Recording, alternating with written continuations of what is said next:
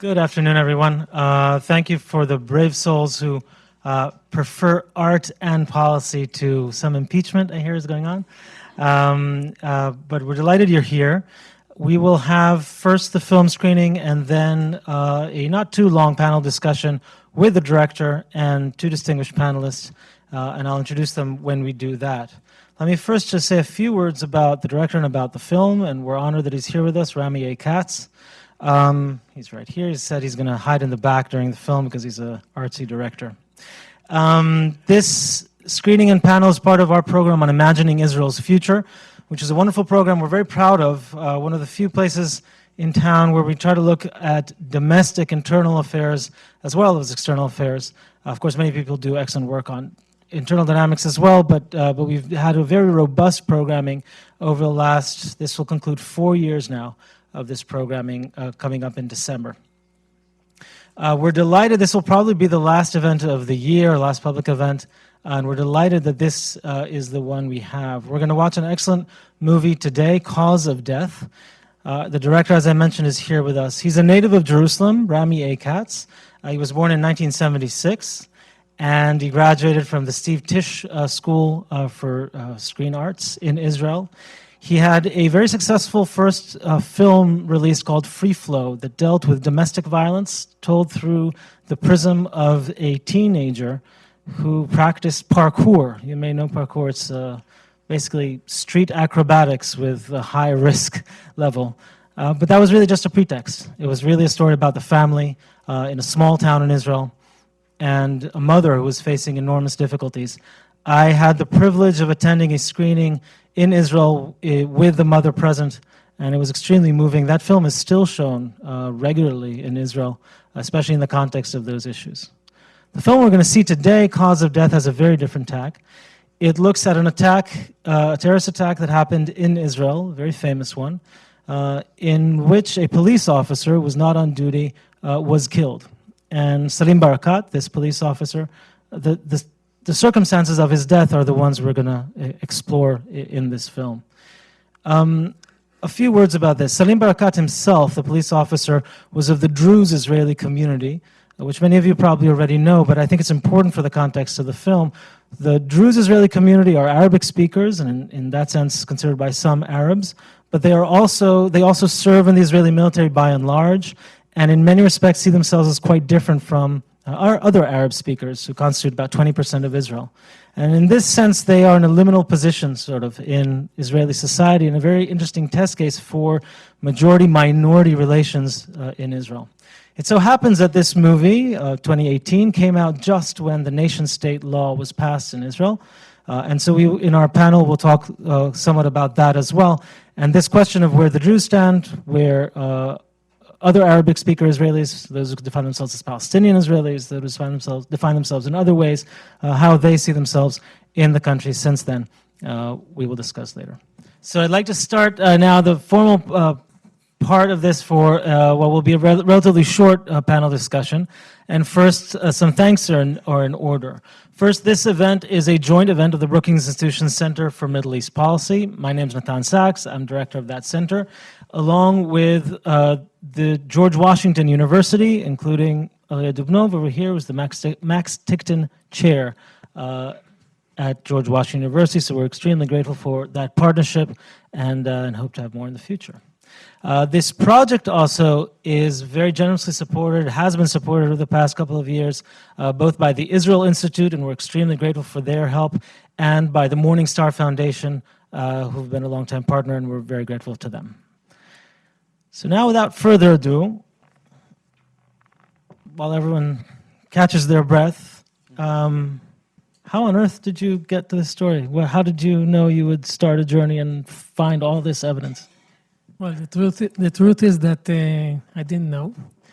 I was researching this terror attack because a friend of mine was there, and I wanted to make a film about the trauma he had. And but after 2 months into the research and into the process, my friend understood that he cannot go through this, and he quit. But I was already into the archives, and actually I saw that there were 4 different versions that went out to the public in the 12 first hours after the terror attack.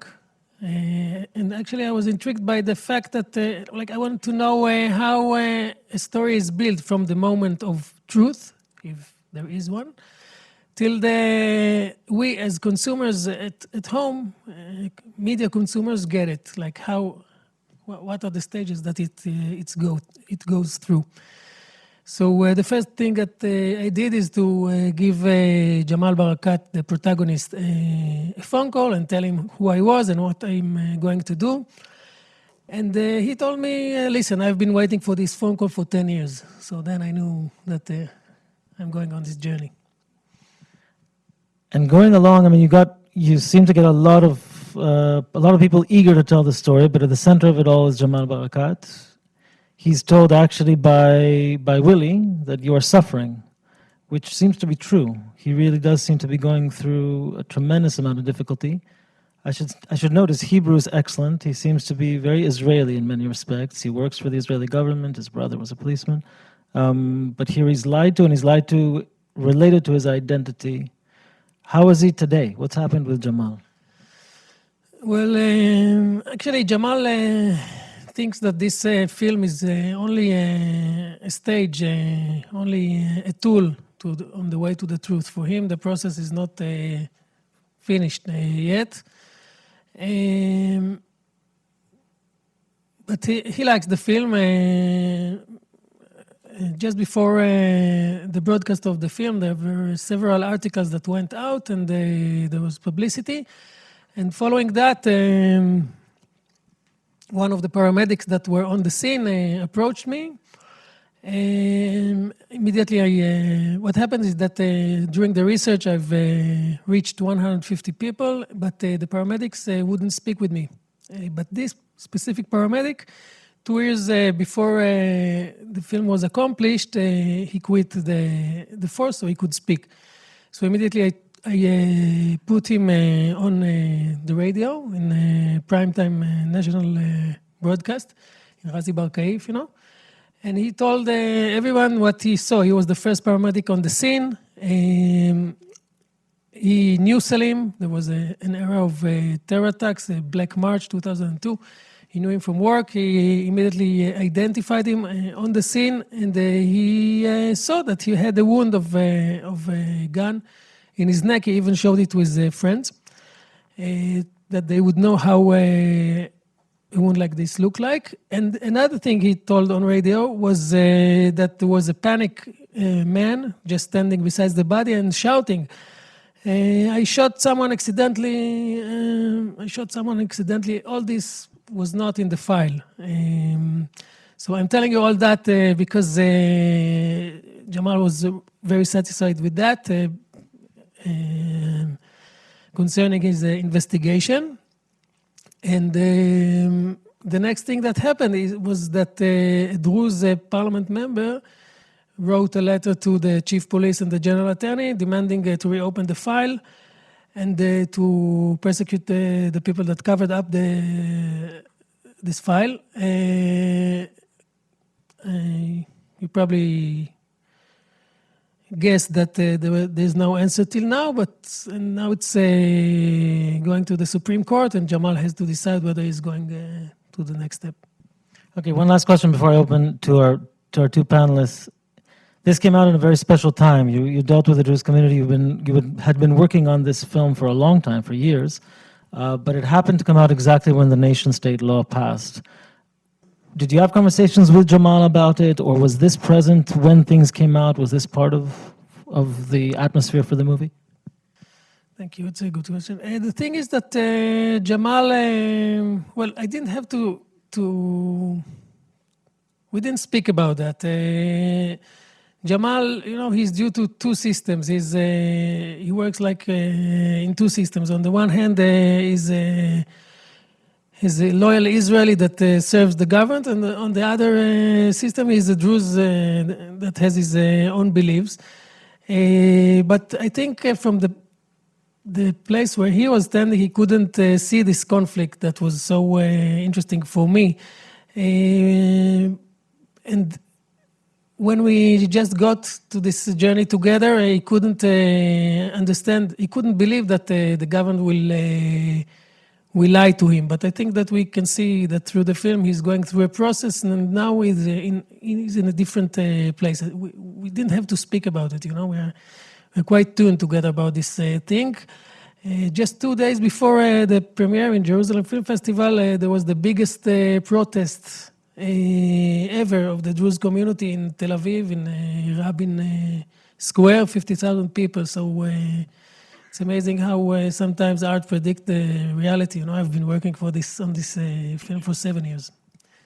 Great, thank you very much. Let me briefly introduce our two panelists, and thank you again both for joining us. So immediately to Rami's left is a good friend from literally next door. Zaha Hassan is a visiting fellow here at the Carnegie Endowment for International Peace. She's also a human rights lawyer. You can see also in the material you got. Research focuses on Palestine-Israeli peace and the use of international legal mechanisms by political movements. She was also herself a coordinator and senior legal advisor to the Palestinian negotiating team during their bid for UN membership, and a member of the Palestinian delegation to the Quartet-sponsored exploratory talks in 2011 and 12. And she's, I can tell you as well, she's regularly featured in many publications and a very central participant in many efforts here in Washington. And so Zaha, thank you very much for joining. To her left is Ari Dubnov. Ari Dubnov is the Max Tickton Chair for Israel Studies at the George Washington University. He was trained in Israel. He's previously taught at Stanford and at Haifa University in Israel, and was also a Moshe Fellow for quite a while, at University of Wisconsin-Madison, where I think his son was born. He has written extensively on a variety of different issues, including nationalism, decolonization, and partition politics. And I'll just mention a couple of his publications. One is a intellectual history of Isaiah Berlin, and another edited volume, Zionism, A View from the Outside. Ari, I'm going to start with you. You were in Israel at the time when this movie came out, I believe. You actually saw some of the debates over the nation-state law. Where do the Druze sit in this? What do they mean for this debate? Well, thank you, Rami. And first, I would really like to congratulate Rami for an outstanding movie and an important, story about the importance of stories and the gap between stories and truth.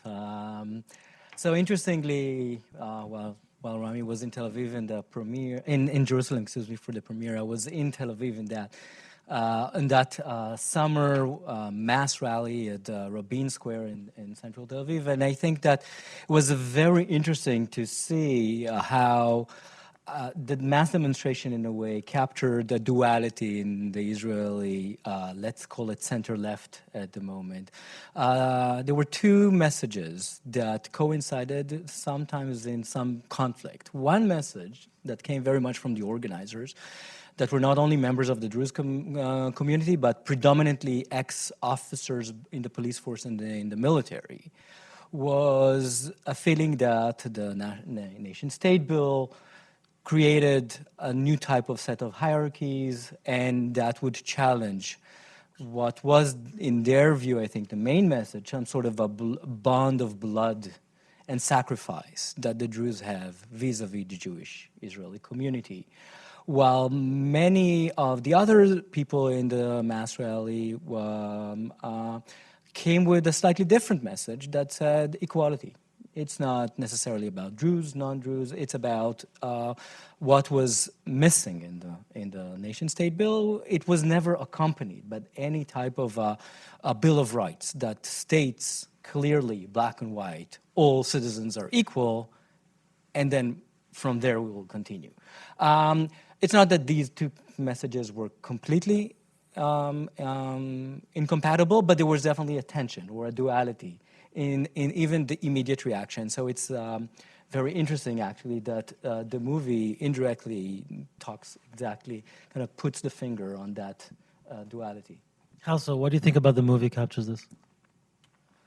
Well, I think that the movie and really, I mean, Jamal with his piercing eyes and his deep inner conflict, embodies it so beautifully and tragically. I think that even through the non-spoken part starts. You really see the Jews community as they're rooted in the deepest sense you can in the geography, in the place. I mentioned on purpose those things that are not spoken, the flowers, the diet. They are the natives of the land, and at the same time the really deep patriotism. Now, in a sense, for those of us who are familiar with Israeli history, this is an extreme case, but it's not the only study or this only case. Similar incidents happened in earlier cases. For those of you who are well versed in Israeli popular culture, maybe they are familiar with the name of Yonatan Geffen. So he had a song called Ballad al Druzi, Ballad for the Druze, and it also tells a story about elite commando unit kind of officer that under the typical military winter coat and his Uzi, and it rhymes in Hebrew, no one knew that he's a Druzi, right? So through military conscription and volunteering, the Druze community bought itself sort of a privilege or a special position in Israel, where most of the Jewish Israelis tend to look at things in a very binary Jew versus Arab, black and white pictures, and they don't really, the Jewish Israelis often don't know how to swallow it. They prefer the Druze wearing the Israeli uniform, whether it's a police officer or a military officer. But sadly, when the Druze is in his quote-unquote natural habitat, there's a moment of uncanniness, in a sense. So, if I may, about the nation-state law, I mean, if we think of what happened there, the demonstration even against it, to play devil's advocate here for a moment, Israel was a Jewish state before that law was passed. Israel is not remotely the only nation-state nation-state in the world. Europe is replete with nation-states, official nation-states. What's the big deal? It's a good question. As a historian, I'm approaching it as a story from a historical perspective, and and there's the long history and the short history. And I don't want to go into the long history that has to do with, the history of why Israel historically never had a constitution, though those of you who are familiar with the Israeli Declaration of Independence will, if you read it carefully, it states very clearly that the state should have had a constitution. There were negotiations about constitution. That's, if you'd like, the quote-unquote long history.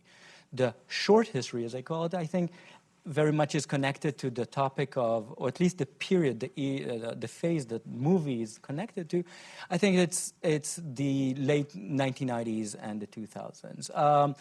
Basic laws is a very awkward mechanism, legal mechanism that Israeli developed in the absence of a constitution to create something which is sort of a piecemeal work towards constitution. Historically, of course, you're absolutely correct, Natan, that nation state is Israel was established as a nation state. It was established at a time that nation state was seen as the clear way of redesigning global order after World War II. But the constitution, a lack of constitution, meant that how exactly you balance the democratic versus Jewish components in Israel was kept in vague and purposely so. There were a series of other basic laws that we tend to forget about. For instance, it was interesting to see that a lot of the attention about the latest nation-state bill focused around the special status of Jerusalem, which was definitely one of the clauses in the bill, though there was a nation-state law, a basic law, passed by Menachem Begin that already stated that Jerusalem is an Israeli capital and so on. Some part of what happened in Israeli history in this way or the other is that often basic laws were sometimes seen as bargaining chips of different political parties. So, and I think that part of what we see recently, and then I would read the last basic law as a bit as a reaction to developments of the 1990s. During the previous basic law that was passed under Aaron, at the time that Justice Aaron Barak was the president of the Israeli Supreme Court, was moving Israel in a more liberal, democratic position. This is the basic law for human dignity. Absolutely. And this is more about perception, slogans, and discourse than legal hard facts. But the perception in the public was that that was very much connected to the mood of the 1990s, to the Oslo Accord, the feeling that Israel is moving towards a more liberal, hopefully a peace process. And part of what we see, I think, this is at least my analysis, is the Jewish Israeli public is deeply scarred after the atrocious attacks of the Second Intifada, the narrative of no partner on the other side very much captured, and also sort of a look at the 1990s as those wild years in which a liberal deep state was running the show.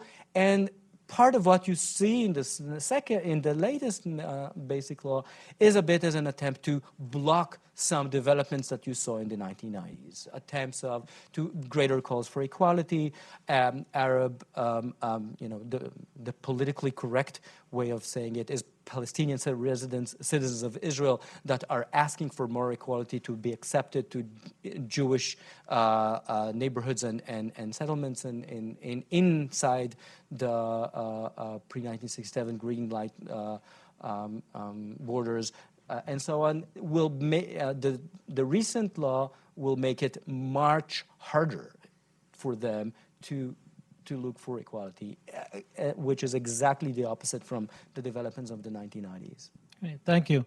Zah, I'd like to turn to you. So first, just any reaction you have to the movie. We actually participated, the two of us, on a panel after a movie, and so it's interesting. They're quite different movies, but reactions to the movie, but also, if I may, this movie centers quite a bit about a dilemma of someone who's sort of liminal, of a small community, the Druze community is small, in between most Arabic speakers in Israel, who are Palestinian citizens of Israel or Arab Israelis, depending on how they define themselves, and the Jewish community. For the majority of the Arabic speakers, for Palestinian citizens of Israel, really, is anything new? Did they think Israel was not? I mean, did they have any aspirations that were sort of broken by this, or do they just think this exposes reality? Well, first, I just want to thank Rami for this film because it, beyond the content of it, I just can't believe how you were able to take us on a journey of discovery with, I'm forgetting his name now. Jamal, taking on this, because I'm thinking of Salim, taking us on this journey with Jamal, and we are discovering this with him, and we're feeling, I mean, it's hard, it was hard to watch because you felt everything he was feeling, and of course, he's got a whole different sense to it, but you really felt what he was going through. I don't know how you did that. I don't know how you set this movie up and got everyone to allow you to put them on film. So on that level, I'm just amazed, and I congratulate you on that. The first thought that I had, it was before we even saw any visuals, and the description of the Druze community as an Arab community, as if Druze are a nationality or something separate than Palestinian citizens of Israel in general, or the Palestinian people as a whole. I mean, Druze are, people of a particular faith community, just like Palestinian Christians are a particular faith community, and similarly for Muslims. There are Circassian Palestinians that live in Israel. There are, Bedouins. It's a lifestyle. It's not a separate identity. They're all Palestinians. And I think, that's a really important point that was brought home in your movie, that regardless of your status, citizenship, whether you're living under occupation or as a citizen of Israel, I mean, the Palestinian identity is there. And you're not going to, not going to escape it just because you carry a passport, an Israeli passport. So, I mean, that really hit me. but I have to say that even among Palestinians, there was a reluctance after 1948 to identify as Palestinians. There were many Palestinians that wanted to identify as Israeli Arab because they thought that will enable them to assimilate into Israeli culture rather than be seen as the other, as their counterparts inside the occupied territories are seen by the Israeli government, the Israeli military. So it was around October 2000, after 13 Palestinians, 12 of whom were citizens of Israel, were killed, and they were unarmed and in a protest in solidarity with Palestinians that were protesting in the occupied territories in Jerusalem. They were killed by Israeli police, and there was no accountability for those killings. And it was after that time that Palestinian citizens of Israel started thinking about identifying with the Palestinian nation, because they really felt otherized by the way the Israeli police treated them, just as Palestinians are treated by the Israeli military in the occupied territory. So that sort of change in the identification of Palestinian citizens of Israel as Palestinians happened just around this time that you're talking about this particular story of Jamal and his brother Salim. So I think so that kind of jumped out at me too. But I want to go back to the Jewish nation-state law, because it really brings full circle the whole presence of Palestinians in their historic homeland, because it isn't just focused on Palestinian citizens and denying them equality inside Israel. There's three provisions of the law that I think are really important because of how they operate separately and together. The first provision basically says that only Jewish people have a right to self-determination, or they have an exclusive right to self-determination in the state of Israel. Now, the state of Israel is not, we don't know what the borders of the state of Israel are, but within the state of Israel, Jewish people have an exclusive right to self-determination. Then there's a second provision that says that Jewish people have a historic homeland in the land of Israel. Now, the land of Israel, what is the land of Israel? It's the biblical Israel. It's Judea and Samaria. It's and beyond. So it's the occupied territories and beyond. And then the third provision says that it's a national priority for Israel to expand and consolidate settlements. So if you read those three things together, what's being said is that only Jewish people will have a right to self-determination anywhere Israel extends its sovereignty. So when Israel declares its border and extends its sovereignty into the occupied territories in various places, we don't know how that's going to come out. But Israeli settlers are going to have priority over Palestinians living in the occupied territories, because they don't have that historic national home the way Jewish people have. So they're going to be denied their right to live in their indigenous homeland.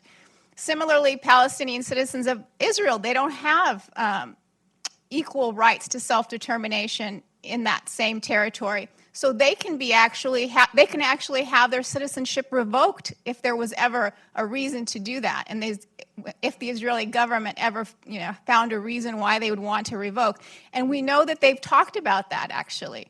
In negotiations in 2007, Tzipi Livni, the Israeli foreign minister at the time, who headed negotiations, actually talked about forced population transfer as part of a peace agreement between the Palestinians and Israelis. So up to 300,000 Palestinian citizens of Israel would be denaturalized and become part of a Palestinian state. And this was something that was raised during negotiations.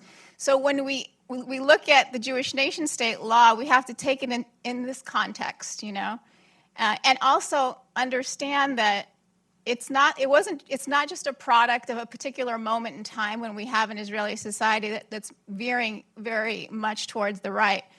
The idea of a Jewish state and Palestinian recognition of Israel as a Jewish state was not something that was ever proposed to them early on in negotiations or early on when Israel was founded. There was never a demand. It only became a demand after October 2000 and those events happened, and Palestinian citizens of Israel started to say, we want equality. And they issued a vision statement in which they envisioned an Israel in which everyone lived with equal rights, where Palestinian indigeneity was recognized, where there was an end of occupation, but a two-state solution. But they wanted equality, and they wanted a constitution that guaranteed them equality. And it was that moment where we started seeing Ariel Sharon talk about Palestinians, recognition of a Jewish state, Israel as a Jewish state, and then we saw Ehud Olmert in 2007 during Annapolis talks demanding that Abu Mazen, as a precondition to negotiations, recognize Israel as a Jewish state. And now we have Netanyahu expanding it further, saying, no, it's a recognition of a Jewish national home in Israel. So it's I don't know what the effect of that difference is, but it's changing. But the idea is that the only people that have a right to live between the Mediterranean Sea and that strip of land between the Mediterranean Sea and the Jordan River are Jewish people. And so this is the dilemma that was so wonderfully put on film for us, because you saw that wrenchingness from Jamal in trying to negotiate between his feeling of connectedness to Israel as a state, but also to his own community, and it was a really painful thing to watch.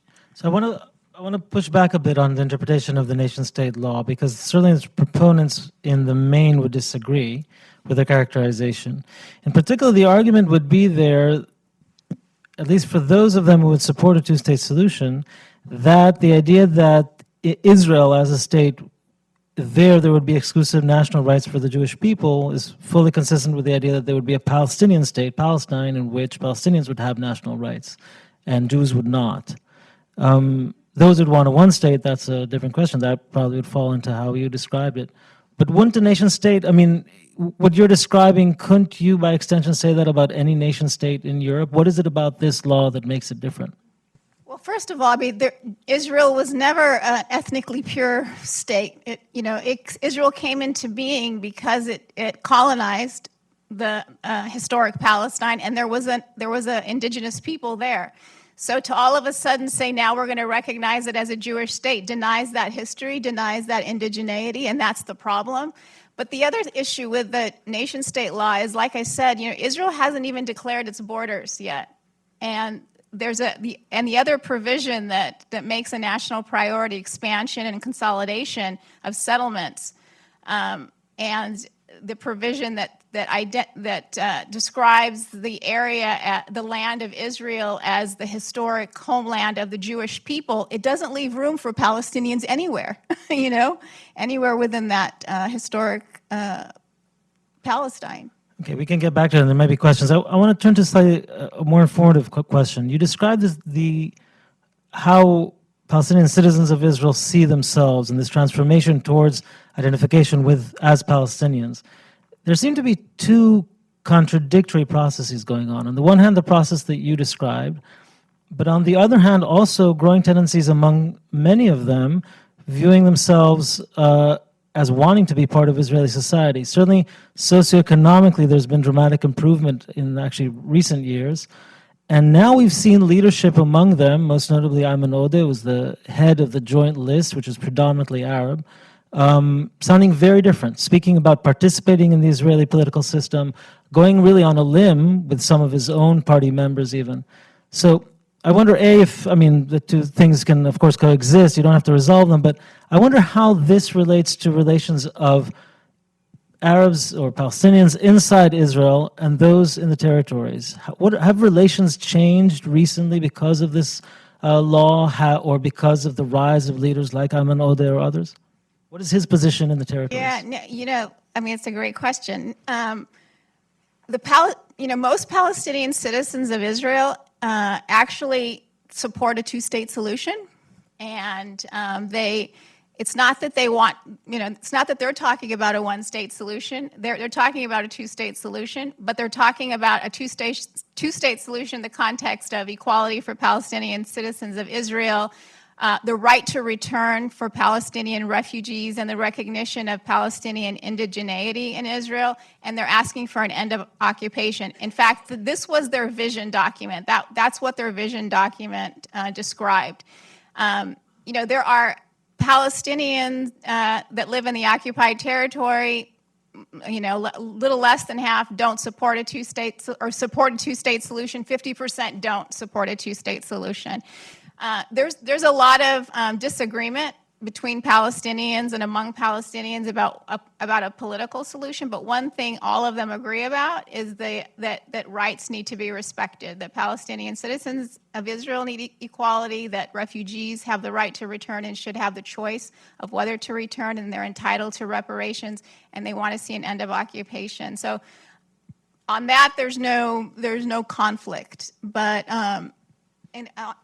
your question about the joint list, Ayman Odeh, it was a very strategic move on his part, because it's true, Palestinians really want to be a part of the Israeli government inside of Israel. They think that they'll have more power over their lives, and they'll be able to make decisions at least in the social and economic sphere, if they can be part of the government. And Ayman Odeh, the head of the Joint List, picked up on this idea and wanted to get the vote out. And this was a way for him to really get the vote out by saying, by sending signals to say, yeah, I would be in favor of joining the Israeli government. But what wasn't highlighted in his remarks was these requirements that he wants to see the Jewish nation-state bill repealed.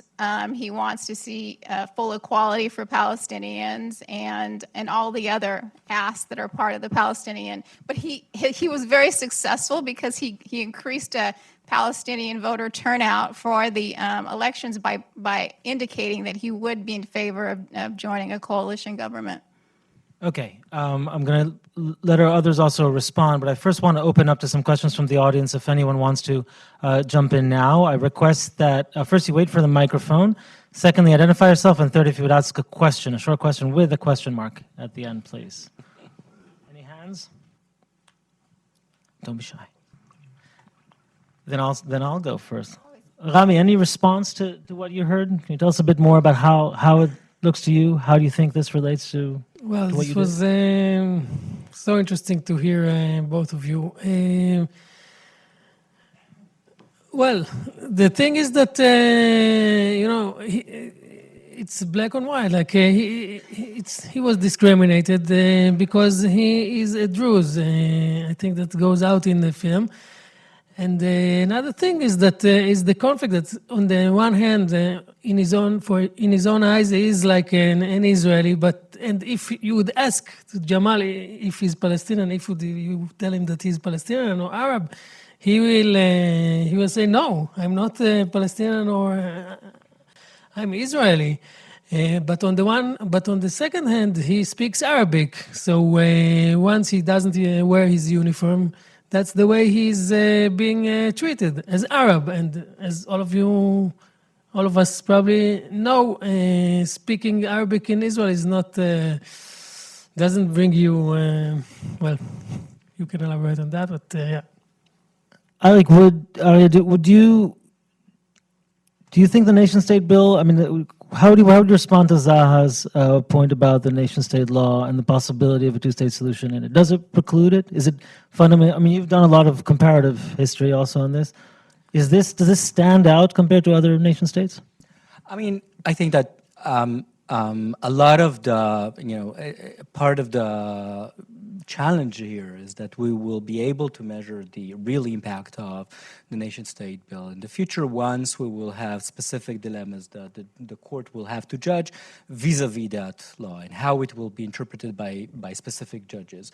There's many clauses that are really open to interpretation and are vague, describing Arabic. Again, the question of language is very interesting. And again, the dedicated entire clause to languages, and Arabic before the law was one of the official languages. Now it has a special status. The law doesn't recognize this word, special status. What is the meaning of special status will have to be determined on the ground. Most people will say that this automatically discriminates Arabic. There were few minority, but including in the Palestinian and Israeli community, that says, oh, maybe that's actually an opportunity to make now a law that will say that Israeli pupils in elementary school will start learning Arabic. That will be a huge advantage. I think that from a very dry legal perspective, part of the problem is, of course, we don't know what's the future of the entire region between River Jordan and the Mediterranean. At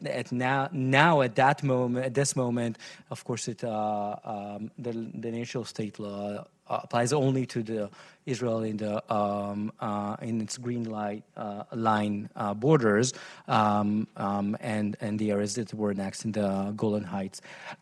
I think that, to respond to your comment, one of the real points, I think that even if we will, so to speak, think about what in often for a liberal Israelis would be a good future, two-state solution, if the nation-state bill remains as is, even within the Jewish state, the law has too many potential discriminatory implications. So even if we will have this two-state solution that a larger number of people is saying is no longer workable, it's maybe an utopia, it's maybe a dream, even if we will establish it, if within that Israeli Jewish state the nation-state law is enacted in a very literal sense, we're in a problem because we do create a discrimination. And of course, Ayman Odeh, of course, one of his demands was, of course, that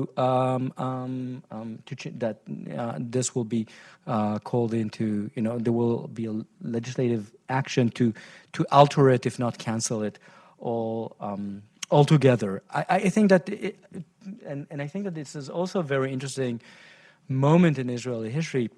It often was argued, it's partly a cliche, but partly true, that historically the Palestinian Israelis did not come and vote in masses in the national elections, though they were extremely well, participated extremely well when it came to municipal electors, because they felt that this is what will really impact their lives. And knowing how the Israeli coalition system works, they will be always marginalized. The Jews will always find some sort of a coalition that would not include them. They will always find a bypass. So there is something very interesting. I'm not saying encouraging because I'm not an optimist, but there is something very interesting in the moment we're witnessing now that maybe is signifying a change.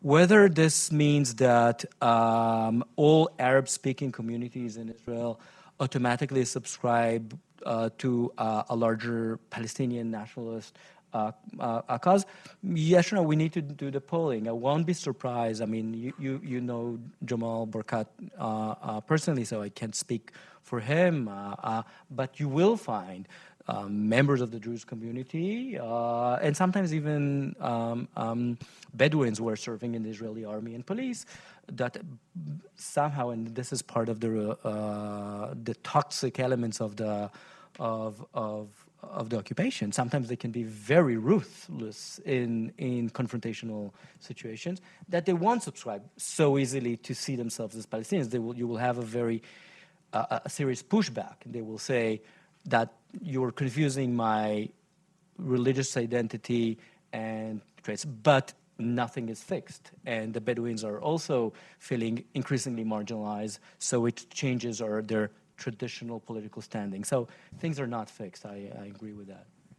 Yes, sir. I wanted to ask a question of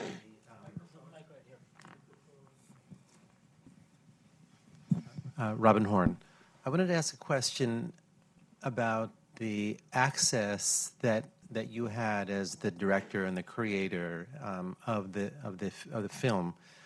Access that started with a certain perspective and a certain understanding, and a way in which you saw how the film was going to develop, the story was going to evolve.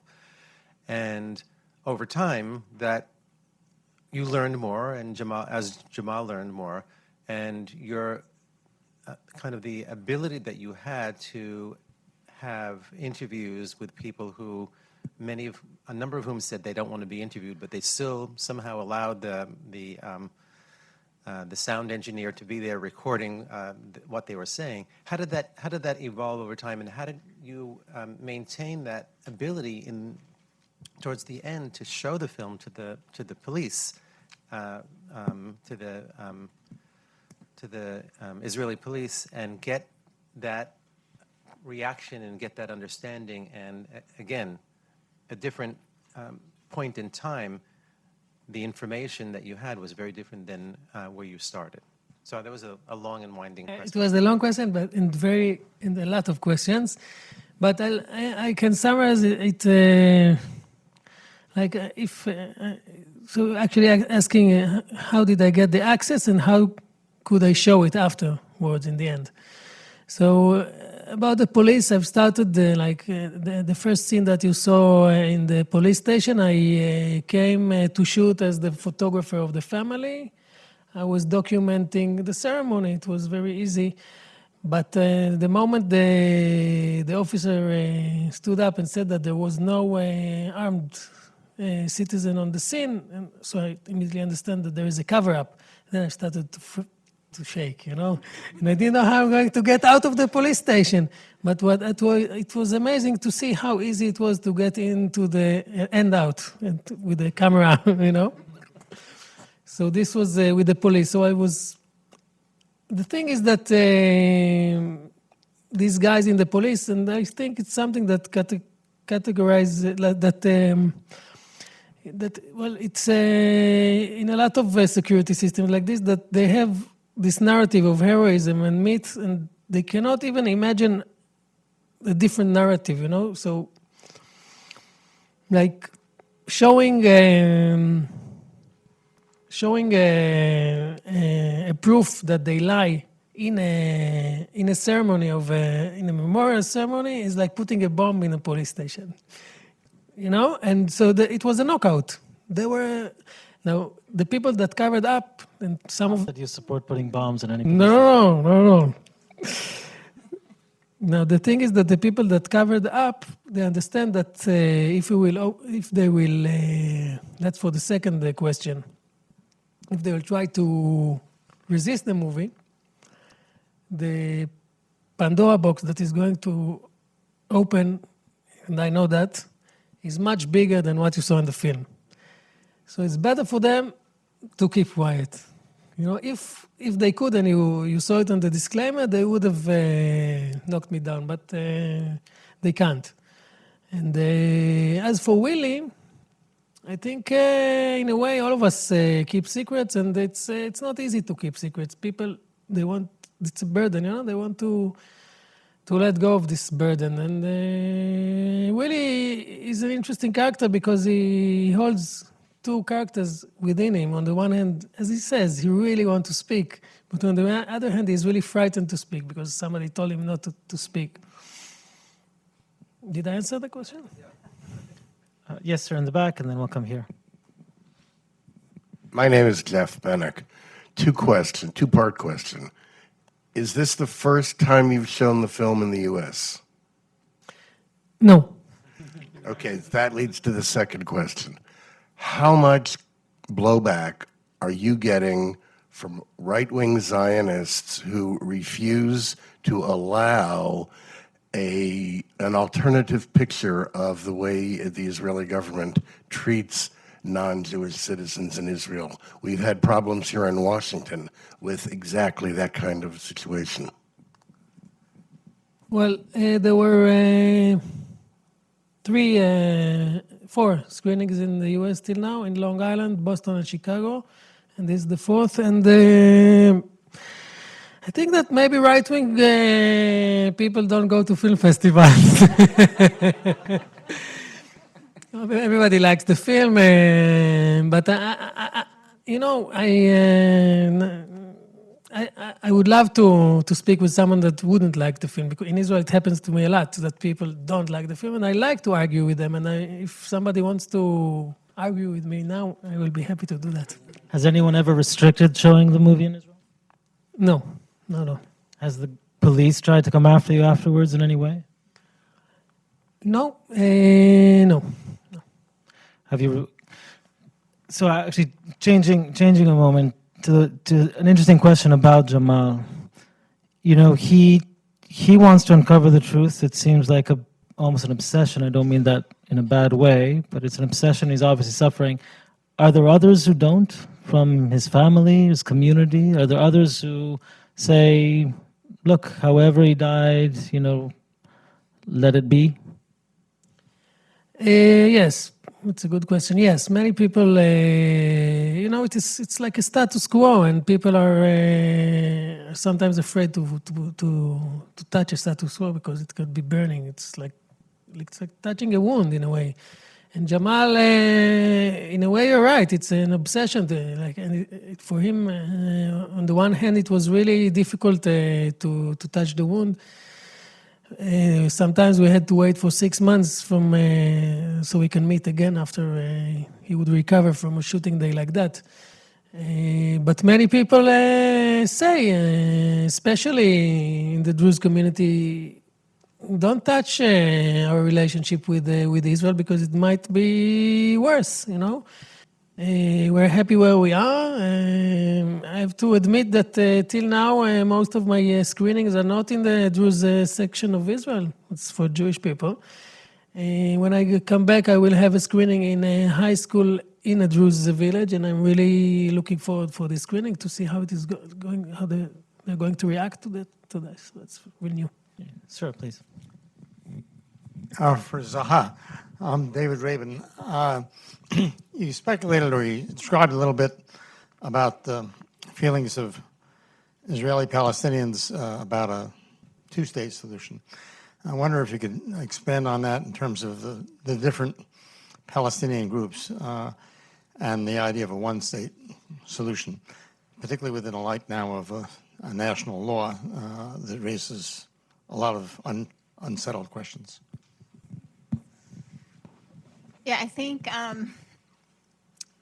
this has become a really big issue after the Jewish nation state law that Palestinians, as fragmented as they are, inside of, even inside of the occupied territories between Gaza, the West Bank, and East Jerusalem, and inside Israel and in the diaspora, and Arab host countries that have Palestinian refugee populations, it's become an issue now to rethink, what is the political solution that we should be fighting for and that we should be promoting, because the two-state solution looks so, unlikely. A one-state solution also looks unlikely if you're talking about a state for all its citizens in Israel, right? Especially after the Jewish nation state law was passed. So this kind of debate and discussion is going on, and as you can imagine, depending on your life experience as a Palestinian, you're going to have different ideas about this. I mean, after Oslo in 1993, a lot of Palestinian refugees felt really dismissed and disregarded, and they weren't really supportive of the two-state solution because they understood that the likelihood of them returning to their homes inside of Israel and to reparations was going to be not in the offing. It was if there was going to be return, it wasn't going to be in the numbers that they wanted, and so there was always that divide. Palestinian citizens of Israel, as I said, the vision document that I was referring to earlier that supported the two-state solution, that came out in 2007. And that was very much grounded in the idea that, Palestinian state, state of Israel, but not a state of Israel that defines itself exclusively for Jews, obviously, because where would that leave the Palestinian citizens? And it also couldn't be a state that didn't recognize in the indigenous rights of Palestinians and would exclude Palestinian refugees. Palestinian refugees have no other state to go to. I mean, the ones that are living in the camp, they're stateless. And the only state they have a legal right to return to is the state of Israel, because that's where they originated from. No Arab country is obligated to extend citizenship to them. So that solution is not available to them, and it isn't the one that they prefer. So that's why the Palestinian citizens of Israel, their vision document, looks at a comprehensive solution, but within a two-state framework. So, Palestinian state doesn't have to be an ethnically pure state either. But the idea is that people should live in equality, and as you can tell us from your research on partition, even the partition plan back in 1947, it didn't envision an ethnically pure state. It described a Jewish state and an Arab state, but even in the Jewish state, the Jewish population was only a slight majority compared to the Palestinian population that was going to be living among them. And there was supposed to be a guarantee of democracy, and that there would be rights protected for the citizens of either state. So there wasn't going to be an ethnically pure state even under the partition plan. So this idea of having to define the state of Israel as a Jewish state is really a new concept that came out, like I said, as a reaction to what was happening on the ground inside of Israel, with the Palestinian citizens of Israel starting to awaken to the fact that they weren't being treated as equal citizens, and then talking about the need to respect refugee rights. That became very threatening to Israel, and then we started hearing this idea of, no, you have to recognize Israel as a Jewish state to Palestinians, something that was never required of any other state in recognizing Israel and establishing diplomatic relations with Israel. No other state was required to recognize Israel as a Jewish state, but Palestinians, they had to recognize Israel as a Jewish state. If I could just push back for a moment, the way the Israelis usually describe the evolution of their demand for recognition of the Jewish state, which started not with Netanyahu, but actually on the left with Tzipi Livni, as you said, was not at all in reaction to anything about Palestinians inside Israel. It was about the demand for a right of return into Israel. And basically, it was framed as, if we are going to a two-state solution, that necessitates one of them be Israel, not one be a Palestine and one be also a Palestine, but rather one be a Palestine and one be Israel. And if that's the case, a full right of return with 7 or 10 million refugees and their descendants returning is inconsistent with that. So it would be consistent with a one-state solution. There you could have a right of return for everyone and anyone. But if it's a two-state solution, it could not be. It would be based on two nation states, and therefore a demand for recognition. So Tzipi Livni, who's on the left, was the first actually to raise it as a big demand, as a response or as an argument for the right of return. Hence, not requiring it of Egypt or of Jordan, because Egypt did not demand that Egyptians move to Israel. Palestinians did. Okay, so on Tzipi Livni, though, if you look at what she said that the Jewish state and the Palestinian state would be the complete end of all claims for Palestinians everywhere, including Palestinians of other states, holding citizenship of other states. So what was she referring to? She's referring to Palestinian citizens of Israel as well. No, she meant as Palestinians living in Lebanon. But then she also raised the idea that we could cede territory. I'm sorry to push back, but I've asked her about this. Okay. It's categorically not how she sees it. Maybe interpreted Maybe differently. It's not categorically not how she sees it. Well, I mean, but it can be interpreted that way, and that's the problem, because also the Jewish nation state law, you can also see all of that unfolding in the language of the Jewish nation state law in those three provisions that I talked about.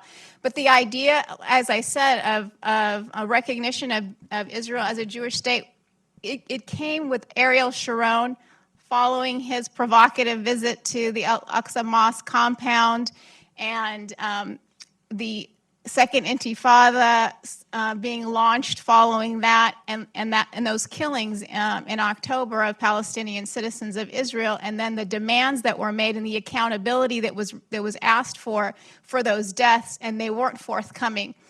If you look at Ariel Sharon, where he included this it was in the quartet roadmap, and he put it was included in his reservations to the quartet roadmap in 2003. And what he wrote was that there had to be recognition of Israel as a Jewish state and Palestinian waiver of the right to return. There was an and there, and why the redundancy? It wasn't a redundancy. He was talking about Palestinian citizens of Israel. That's why he wanted Israel to be recognized as a Jewish state and a waiver of the Palestinian right to return. Now, it was picked up again by Olmert. Before the Annapolis talks started, he started bringing up this issue of recognition as a Jewish state, and then Tzipi Livni brought it up as well during negotiations. But Ariel Sharon was reacting to what was going on during the Second Intifada. I'll remain a chair, not resist the urges. Ali, please. I just wanted actually to bounce off. You mentioned partition, and I think that this is maybe an indirect or convoluted way to go back to your question, also, Natan, about a larger perspective. I think that part of what would maybe help us make some sense of the current mess is really to see Israel-Palestine as a post-partition space, and this is also very much similar, and this is part of what I'm arguing recently is, if you want, look also at developments in India today. It's another post-partition space. Now, part of what you see, the developments you see under Narendra Modi in India today, relative, again, nothing is perfect in nation state in India after 1947, but it was still some sort of a clear minority status and toleration, a treaty of minority toleration, special status for Kashmir, things that were still very clear that there is a Hindu majority or a Hindu hegemony in India, but now they are challenged. Suddenly things that are would be considered unheard of, suddenly you have Indian troops moving into Kashmir after years. I think that if you look at this, not simply as a similarity that comes from nowhere, and you compare it with a larger phenomena that we call populism, you see suddenly the special relationship between leaders like Benjamin Netanyahu and Narendra Modi. Those of you who are familiar, when Narendra Modi came to Israel, he didn't get only the regular kind of diplomatic treatment. Bibi Netanyahu and Narendra Modi walked down the beach with an army of journalists taking photos of them as if they are a couple on a honeymoon. I mean, with Bibi both standing with their up to their knees in the Mediterranean, thinking about the future of their regions. Look, I think that I'm a historian. I'm not a policy thinker. I'm not the position of so many people here in the Brookings to whisper in the ears of policymakers. But I think that my bet is, if you want to have a larger perspective and see where things are coming, see these two countries and two post-partition spaces in tandem. Developments you see in each one of those places sometimes foreshadows or maybe is a precedent for the other. I think that this is and there you see also sort of new, much less tolerant, much less inclusive discussion that is coming in the gaze of populism, which is India for the Hindus, like Israel for Jews. So I can take one more question if it's promised to be a very brief one. Is it? Yes, sir. Go ahead. Bill Dury, Mr. Katz, first of all, this is a tremendous effort. Thank you very much. I just wanted your opinion. Had the correct narrative come out at the time, what do you think the local reaction would have been?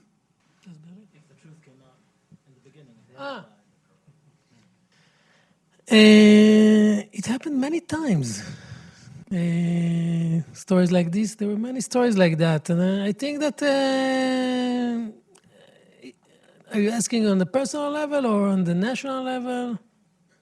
Would there have been an explosive No, local situation? I think that Was the rationale of the police, this is a, the- was the rationale of the police, this is a tragedy, it is a these tragedy. folks are heroes, we're trying to avoid a bigger local issue, or is there a bigger conspiracy here? I mean, it seemed to me that you could argue that this was a tragedy and we're trying to avoid this becoming something bigger.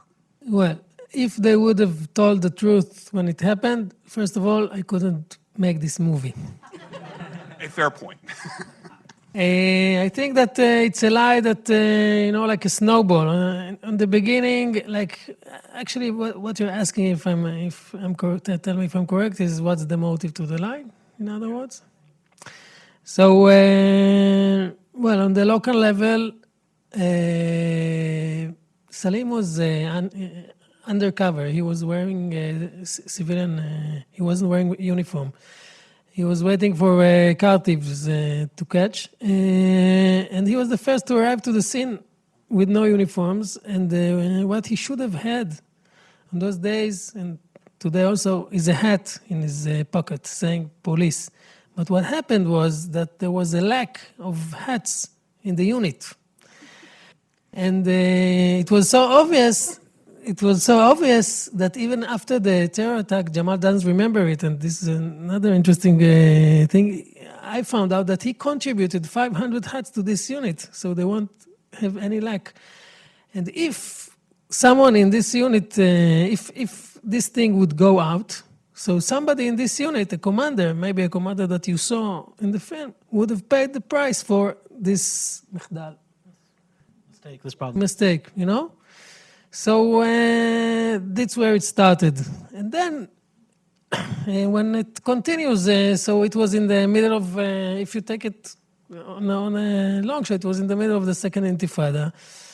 You don't want your policemen and soldiers that speak Arab to get to the other side against you. You want to keep them with you. You can't say to the public that he was killed because he looked like an Arab. That was the effect. We cannot argue for that. So. But in a way, I think that in their perspective, in their point of view, maybe they thought that they were doing something good to the family. They were taking responsibility on the family, Ami, any last words? What's the big takeaway for you? You're now onto other projects. What stays with you from this? Any life lessons? Truth. Always wear a hat. Always wear a hat. I'll go with that. So please join me in thanking our panelists, Ari Dubnov and Zah Hassan, and especially Director Rami Katz. Thank you so much, all of you, for coming. Thanks for watching. Be sure to like and subscribe for more videos from Brookings.